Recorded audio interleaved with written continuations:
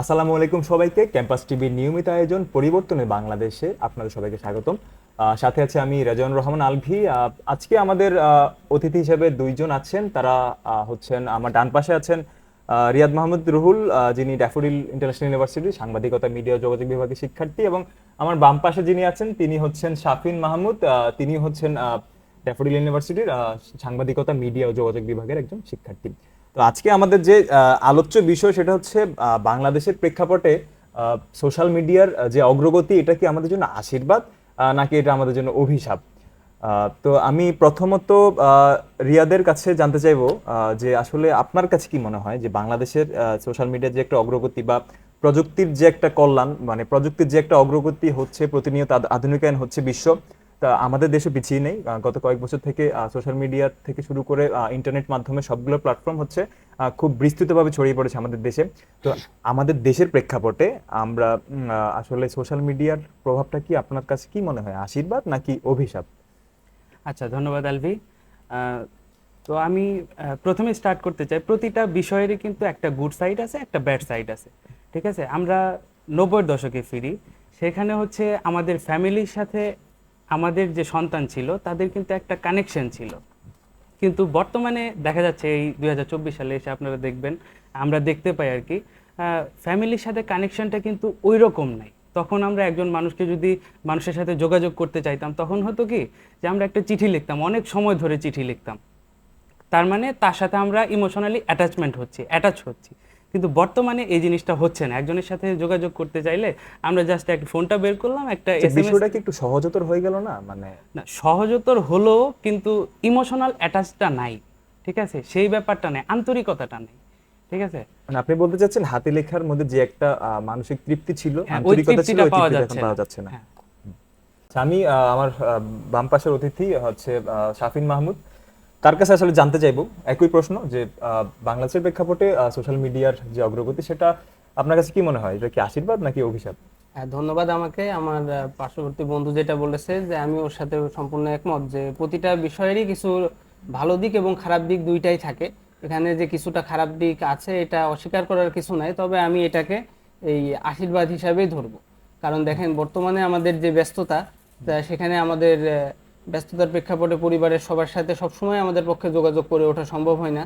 কিন্তু আমি যদি সোশ্যাল মিডিয়ায় আমার একটা লাইফ আপডেট পোস্ট করি, সেখানে আমার পরিচিত বন্ধু বান্ধব আছে, আমার আত্মীয় স্বজন সবাই আমার সম্পর্কে জানতে পারছে। এমনকি আমি সারাদিন ব্যস্ততার পরে আমার যদি কোনো একটা অসুবিধা হয় বা আমি ভালো আছি কি আছি, এটা আমি ফ্যামিলি একটা গ্রুপে মেসেজ দিয়ে জানালে কিন্তু একসাথে আমার বাবা মা ছোট ভাই চারজন যদি চার জায়গায়ও থাকি, একটা মেসেজেই কিন্তু তারা সবাই আমার ব্যাপারে জানতে পারতেছে। আবার আমিও তাদের কাছ থেকে যদি কিছু জানার থাকে, একটা গ্রুপ মেসেজ দিলেই সবার কাছ থেকে আমি পাচ্ছি।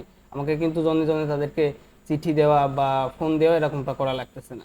আবার উনি যেটা বলতেছেন যে ইমোশন জিনিসটা এখন কাজ করতেছে না, কিন্তু আমি বলবো না, এটা এখন যুগের সাথে তো ইমোশনেরও কিছুটা চেঞ্জ আসে।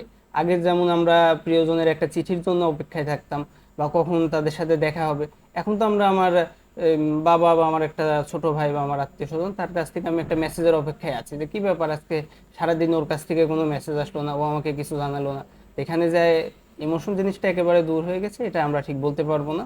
এটা ভালো দিক খারাপ দিক সবটাই আছে, তবে খারাপ যেটা, যে আমরা অনেক সময় হচ্ছে কি যে এই সোশ্যাল মিডিয়ার মধ্যে এতটা আসক্ত হয়ে পড়তেছি যে বাস্তব জগৎ সম্পর্কে আমরা পুরোটা ভুলেই যাচ্ছি। এটা থেকে আমাদেরকে বের হয়ে আসতে হবে, যতটুকু না হলে না ততটুকু আচ্ছা, আমাদের থাকতে হবে। আপনার কাছে কি মনে হয় যে প্রযুক্তির যত বেশি অগ্রগতি হচ্ছে, হুম।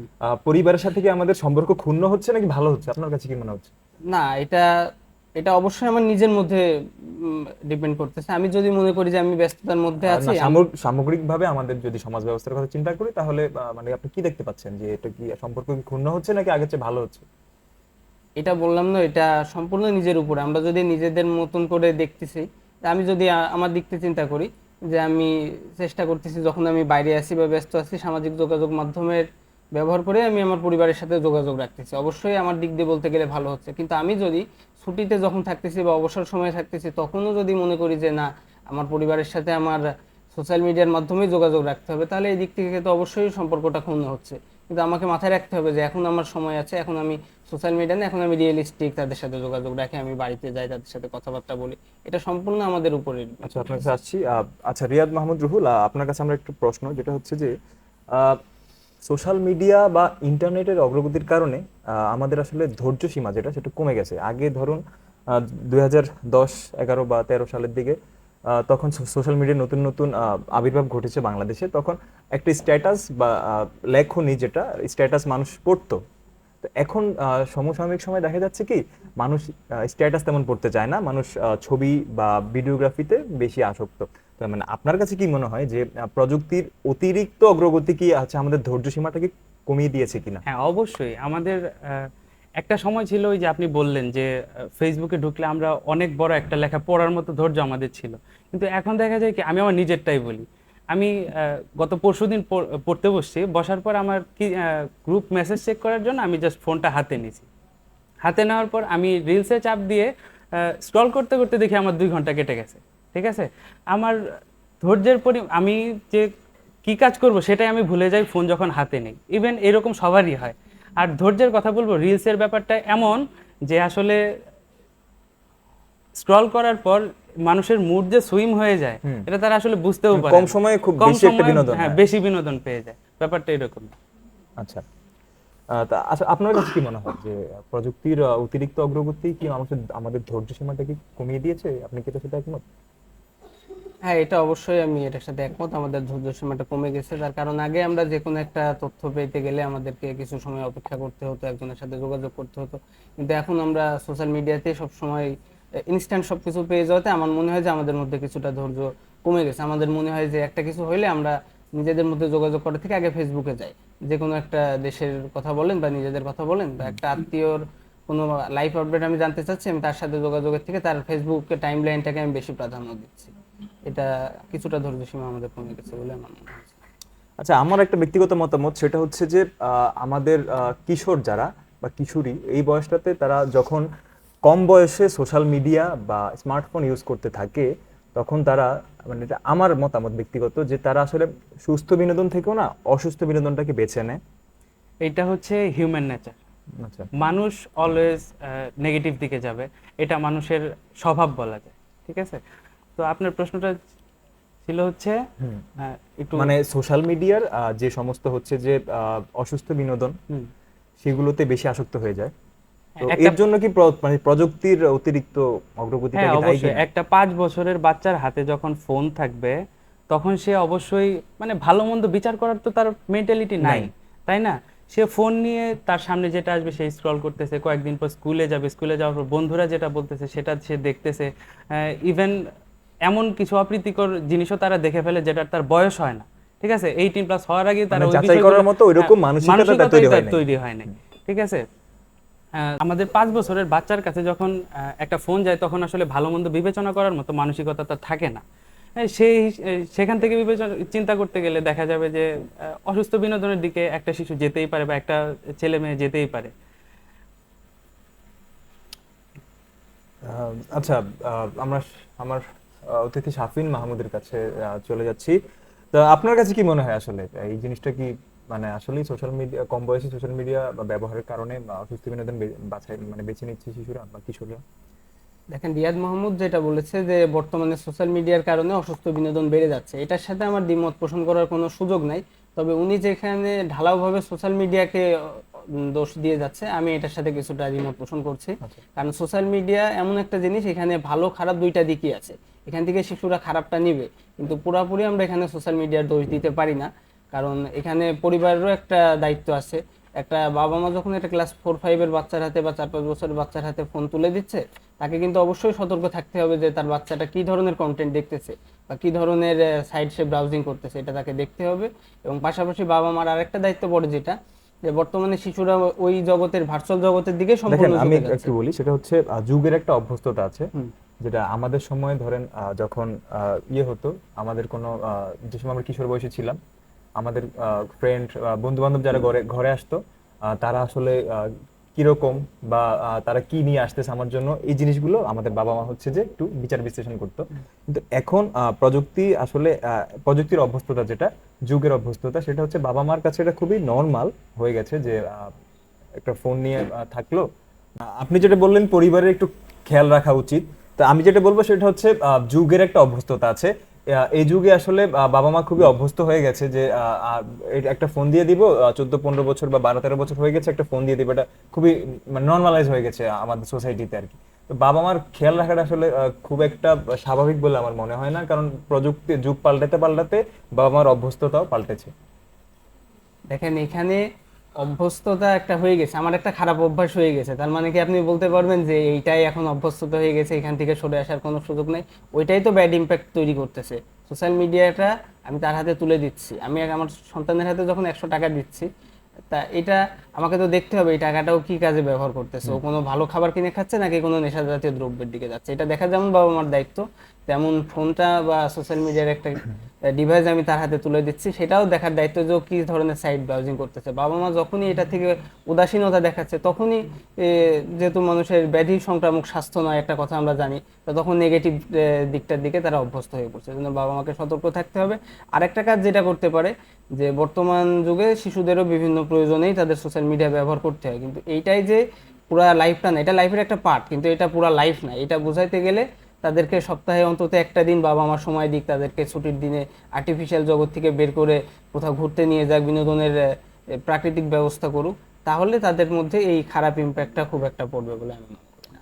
আচ্ছা, আপনাদের দুজনের কাছে আমার একটা কোশ্চেন, সেটা হচ্ছে যে গত জুলাই আমাদের যে জুলাই অভ্যুত্থান যে আন্দোলনটা হলো, 5 তারিখে সরকার পতন হলো, যাই হোক, তো ওই আন্দোলনে সোশ্যাল মিডিয়ার ভূমিকাটা বা সোশ্যাল মিডিয়ার ফলে যে বিভ্রান্তিটা ছড়াইছে, ওই জিনিসটাকে আপনারা কিভাবে দেখেন দুইজনে? আপনি বলেন রিয়াজ বন্ধু। সোশ্যাল মিডিয়া যে কাজটা মানে মানুষ সহজে করতে পারে, সেটা হচ্ছে শেয়ারটা খুব সহজেই দিতে পারে, ঠিক আছে? যার কারণে মানুষের মধ্যে ওই রিউমারটা খুব সহজেই ছড়ে যায়, ঠিক আছে? আমি ব্যাড ইম্প্যাক্টটা নিয়ে কথা বলছি। রিউমারটা খুব সহজেই ছড়ায়, মানে একটা ফোন থাকলে সবাই জার্নালিস্ট। যা সবাই জার্নালিস্ট। এখন জুলাইয়ের যে আন্দোলনটা হয়েছে, এই আন্দোলনে কিন্তু রিউমারটা অনেক বেশি ছড়াইছে, ঠিক আছে? বল বল বল। মানে আন্দোলনে এটা কি কি ভূমিকা ছিল?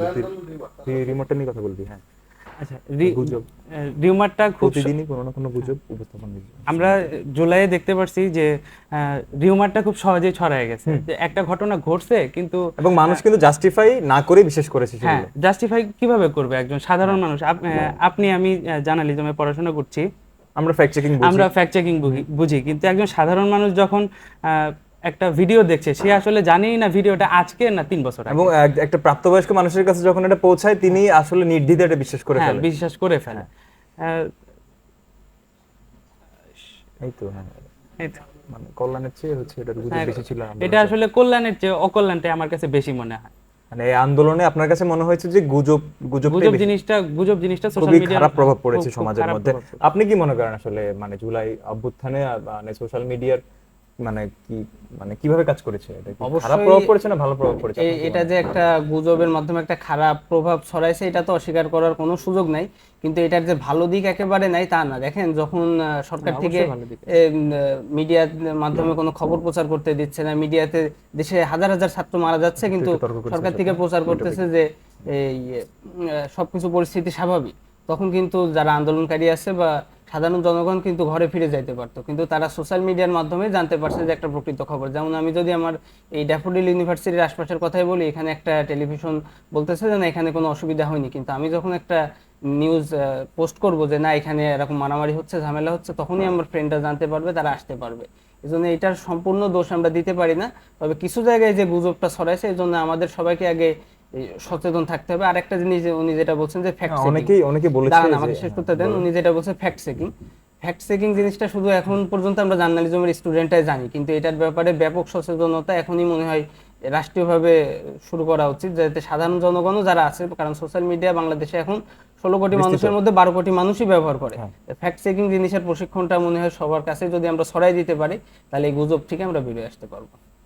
আচ্ছা, আসলে জুলাই অভ্যুত্থানের সময় অনেকে বলেছে যে মুক্তিযুদ্ধের সময় যেরকম মানুষ রেডিও শুনতো, ইয়ের সময়, এই আন্দোলনটার সময় হচ্ছে যে সোশ্যাল মিডিয়া ওই রেডিওর মতো কাজ করেছে, মানে একটা অনুপ্রেরণা দিয়েছে মানুষকে। এটা কি আপনার কাছে কি মনে হয় যে? হ্যাঁ, অবশ্যই তাই করেছে, কারণ আমরা শুধু যে এখানে নিউজ পাইছি তা না, এখানে বিভিন্ন আমাদেরকে মোটিভেটেড করা বিভিন্ন গান, ভিডিও, মিউজিক এবং বিভিন্ন রিলস তৈরি করছে, যেটা দেখে সবাই অনুপ্রাণিত হয়েছে, যেটা তারা আন্দোলনের একটা নতুন স্পিরিট পাইছে, এই জন্য সোশ্যাল মিডিয়া। আচ্ছা, ধন্যবাদ আপনাদের দুজনকেই। দর্শক, প্রযুক্তির অগ্রগতি হচ্ছে এবং ভবিষ্যতেও অগ্রগতি হবে, তবে আমরা চাইবো যেন ইন্টারনেট জুড়ে সুস্থতা থাকুক, ভাইরাসের মতো না ছড়িয়ে পড়ুক ইন্টারনেট এবং সোশ্যাল মিডিয়া। বাংলাদেশের প্রেক্ষাপটে আরেকটু সচেতনভাবে আমরা সোশ্যাল মিডিয়া ইউজ করার চেষ্টা করব। আপনাদের দুজনকে ধন্যবাদ আমাদের সাথে থাকার জন্য। আজকের মতো এখানে শেষ। আল্লাহ হাফিজ।